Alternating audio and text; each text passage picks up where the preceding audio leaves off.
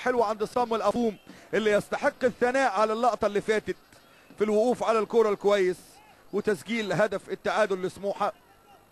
صامويل أفوم انفراد صامويل أفوم بيدي الضربة القاضية للإسماعيلي من صامويل أفوم.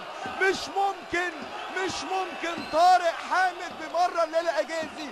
أفوم قال له وسع يا راجل خليني أروح، وراح أفوم وسجل أفوم، وبقى التاني لسموحة في مرمى الإسماعيلي. مش ممكن لكن يا سلام، هي المباراة بتسير في اتجاهها الصحيح وفي اتجاهها الصائب، لان كان لازم يبقى في حل للفرص اللي ضاعت. ادي افوم ضحك على حجازي وصعبة على محمد صبحي، لان صامويل افوم الركنة حكاية. ادي طارق حامد نبص لعب وقف عليها كويس، داس على الكورة، وافوم يسجل هدفه الخامس ويسجل الهدف الثاني لسموحة. وبيتهيألي لو المباراة انتهت هيبقى اغلى 3 نقاط لشوقي وحمادة صدقي.